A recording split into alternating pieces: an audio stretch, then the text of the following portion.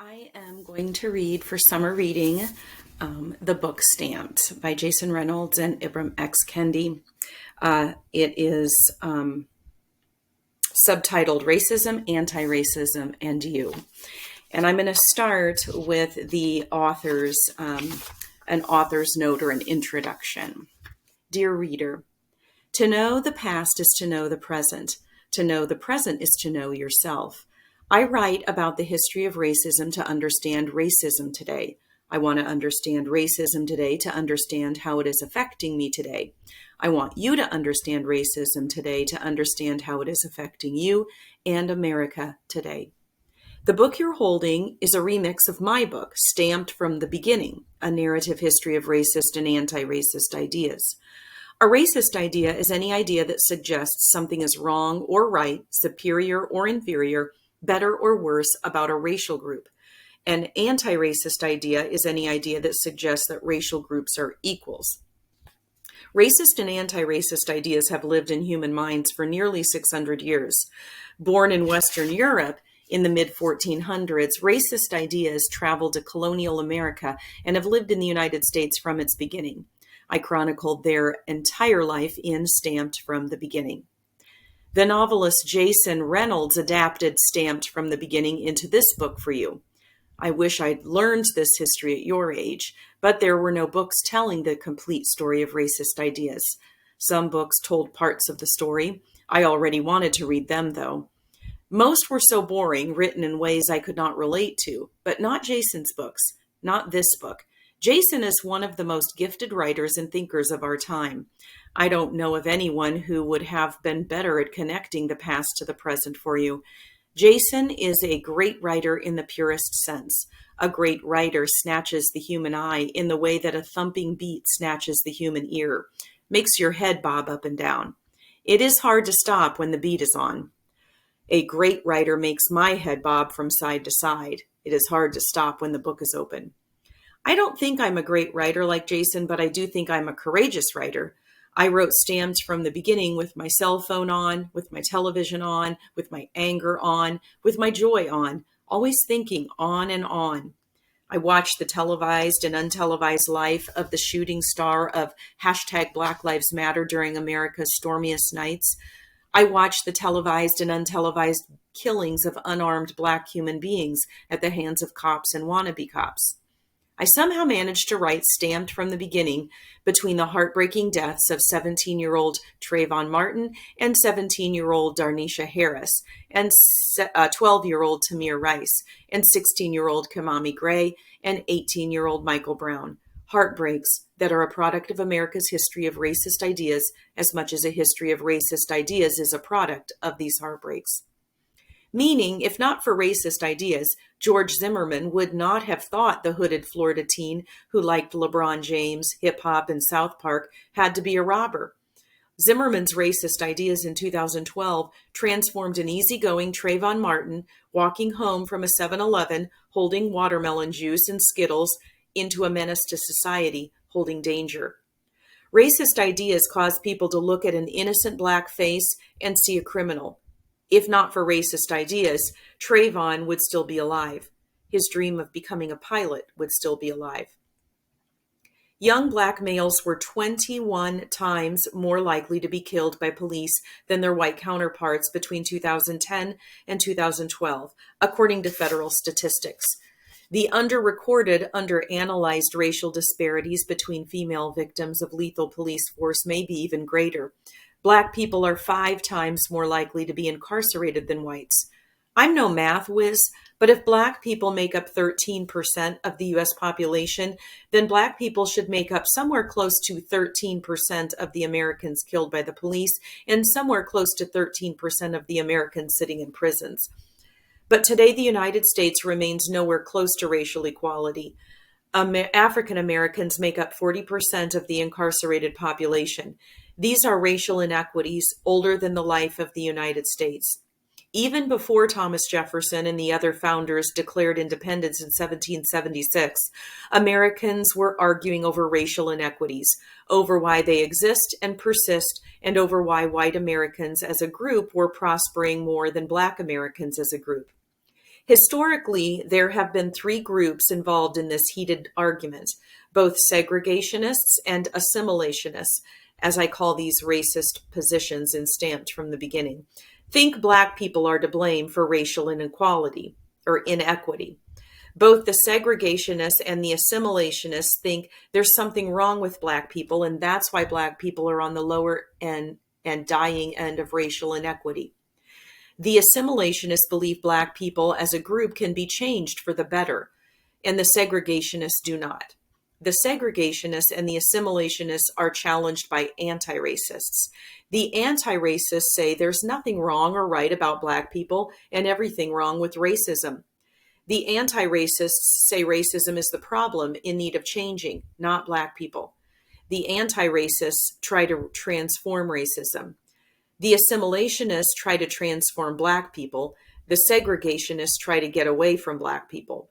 These are the three distinct racial positions you'll hear throughout Stamped: racism, anti-racism, and you. The segregationists, the assimilationists, and the anti-racists, and how they each have rationalized racial inequity. In writing Stamped from the Beginning, I did not want to just write about racist ideas. I wanted to discover the source of racist ideas. When I was in school and first really learning about racism, I was taught the popular origin story. I was taught that ignorant and hateful people had produced racist ideas, and that these racist people had instituted racist policies. But when I learned the motives behind the production of racist ideas, it became obvious that this folktale, though sensible, was not true. I found that the need of powerful people to defend racist policies that benefited them led them to produce racist ideas. And when unsuspecting people consumed these racist ideas, they became ignorant and hateful. Think of it this way.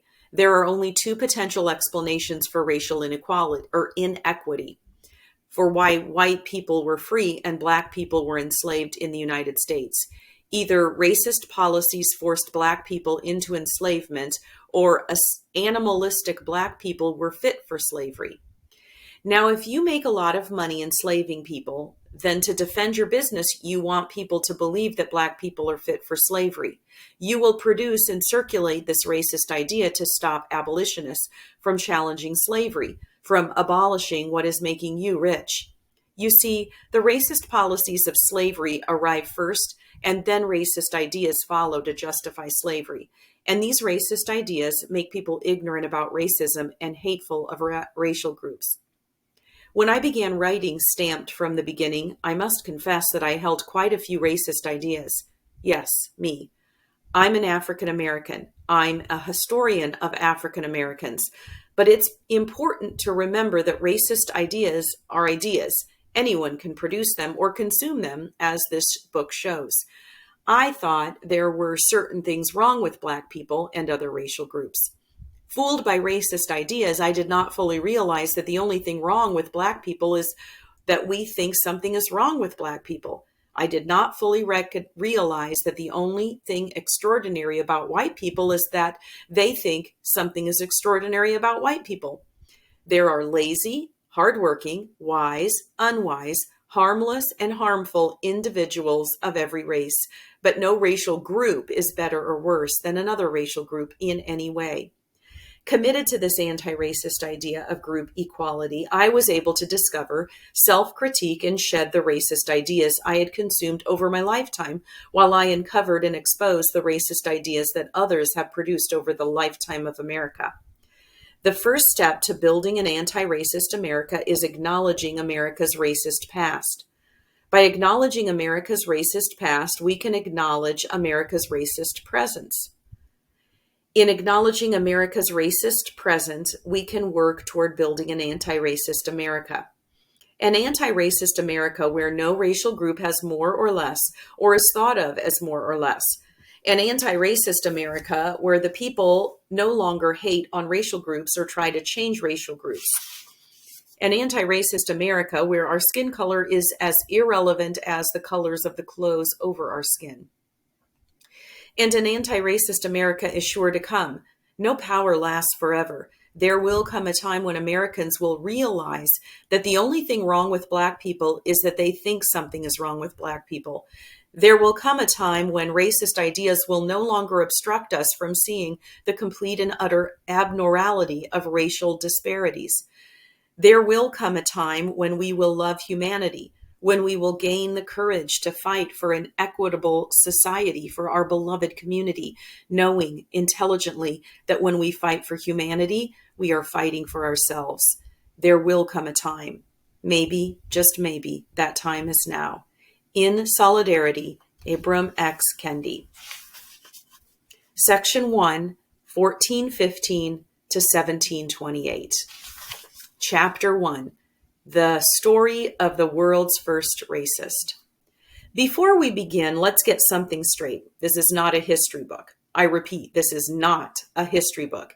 At least not like the ones you're used to reading in school. The ones that feel more like a list of dates. There will be some. With an occasional war here and there. A declaration, definitely got to mention that. A constitution, that too. A court case or two, and of course that paragraph that's read during Black History Month. Harriet, Rosa, Martin. This isn't that. This isn't a history book, or at least it's not that kind of history book. Instead, what this is a book that contains history. A history directly connected to our lives as we live them right this minute. This is a present book, a book about the here and now.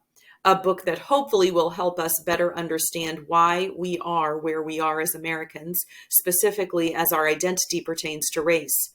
The R word, which for many of us still feels rated R, or can be matched only with another R word, run. But don't. Let's all take a deep breath, inhale, hold it, exhale, and breathe out. Race.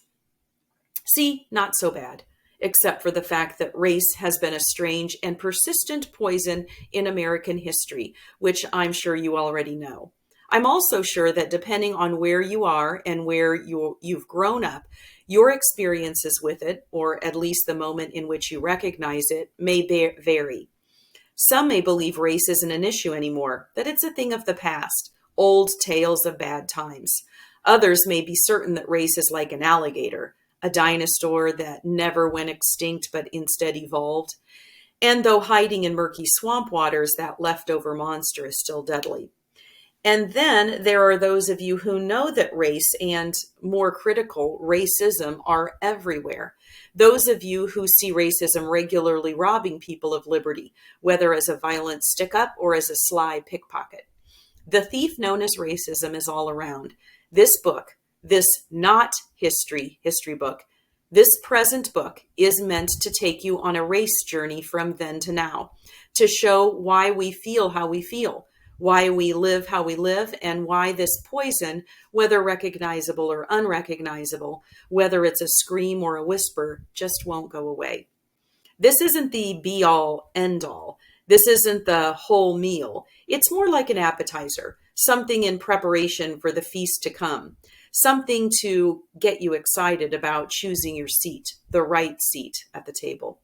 Oh, and there are 3 words I want you to keep in mind. 3 words to describe the people we'll be exploring. Segregationists, assimilationists, and antiracists. There are serious definitions to these things, but I'm going to give you mine. Segregationists are haters, like real haters, people who hate you for not being like them.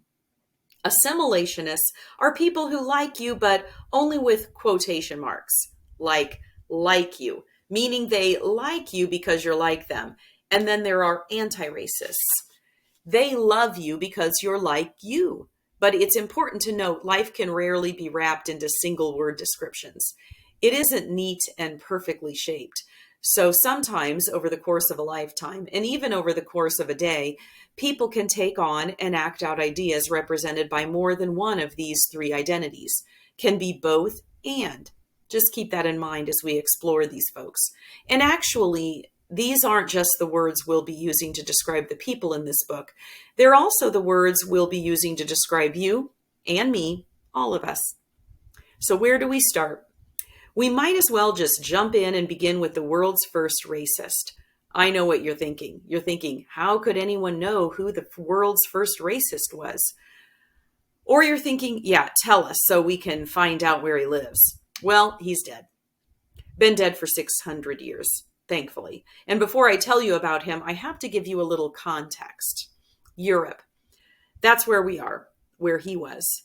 As I'm sure you've learned by now, the Europeans, Italians, Portuguese, Spanish, Dutch, French, British, were conquering everyone, because if there's one thing all history books do say, it's that Europeans conquered the majority of the world. The year is 1415, and Prince Henry, there's always a Prince Henry, convinced his father, King John of Portugal, to basically pull a caper and capture the main Muslim trading depot on the northeastern tip of Morocco. Why? Simple. Prince Henry was jealous. The Muslims had riches, and if Prince Henry could get the Muslims out of the way, then those riches and resources could be easily accessed. Stolen. A jack move. A robbery. Plain and simple. The take, a bountiful supply of gold. And Africans. That's right, the Portuguese were capturing Moorish people who would become prisoners of war in a war that Moors hadn't planned on fighting, but had to survive. And by prisoners, I mean property, human property. But neither Prince Henry nor King John of Portugal was given the title world's first racist, because the truth is capturing people wasn't an unusual thing back then, just a fact of life. That illustrious moniker would go to a man named neither Henry nor John, but something way more awesome, who did something not awesome at all. Gomes Eanes de Zurara. Zurara, which sounds like a cheerleader chant, did just that. Cheerled, whatever. He was a cheerleader. Kind of. Not the kind who roots for a team and pumps up a crowd, but he was a man who made sure the team he played for was represented and heralded as great. He made sure Prince Henry was looked at as a brilliant quarterback making ingenious plays, and that every touchdown was the mark of a superior player. How did Zurara do this? Through literature, storytelling. He wrote the story, a biography of the life and slave trading of Prince Henry. Zurara was an obedient commander in Prince Henry's military order of Christ, and would eventually complete his book, which would become the first defense of African slave trading.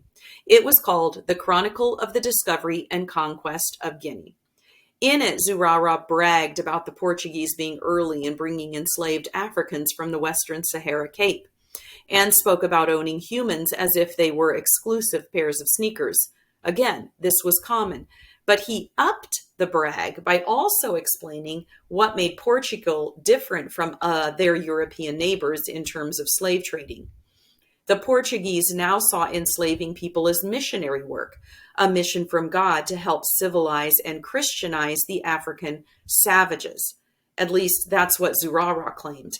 And the reason this was a one-up on his competitors, the Spanish and Italians, was because they were still enslaving Eastern Europeans, as in white people, not called white people back then. Zurara's ace, his trick shot, was that the Portuguese had enslaved Africans, of all shades, by the way, supposedly for the purpose of saving their wretched souls. Zurara made Prince Henry out to be some kind of youth minister canvassing the street, doing community work, when what Prince Henry really was more of a gangster, more of a shakedown man, a kidnapper getting a commission for bringing the king captives. Prince Henry's cut, like a finder's fee, 185 slaves, equaling money, money, money, though it was always framed as a noble cause, thanks to Zurara, who was also paid for his pen. Seems like Zurara was just a liar, right? A fiction writer. So what makes him the world's first racist?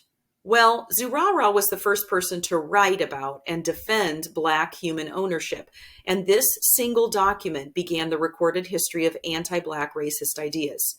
You know how the kings are always attached to where they rule, like King John of Portugal? Well, if Gomes Eanes de Zurara was the king of anything, which he wasn't, he would have been King Gomes of racism. Zurara's book, The Chronicle of the Discovery and Conquest of Guinea, was a hit. And you know what hits do. They spread. like a pop song that everyone claims to hate, but everyone knows the words to. And then suddenly no one hates the song anymore, and instead it becomes an anthem. Zurara's book became an anthem, a song sung all across Europe as the primary source of knowledge on unknown African and African peoples for the original slave traders and enslavers in Spain, Holland, France, and England. Zurara depicted Africans as savage animals that needed taming. This depiction over time would even begin to convince some African people that they were inferior, like Al-Hassan ibn Muhammad al-Wazan al-Fassi, a well-educated Moroccan who was on a diplomatic journey along the Mediterranean Sea when he was captured and enslaved. He was eventually freed by Pope Leo X, who converted him to Christianity, renamed him Johann Leo. He later became known as Leo Africanus, or Leo the African, and possibly commissioned him to write a survey of Africa. And in that survey, Africanus echoed Zurara's sentiments of Africans, his own people. He said they were hypersexual savages, making him the first known African racist. When I was growing up, we called this drinking the Kool-Aid or selling out. Either way, Zurara's documentation of the racist idea that Africans needed slavery in order to be fed and taught Jesus, and that it was all ordained by God, began to seep in and stick to the European cultural psyche. And a few hundred years later, this idea would eventually reach America.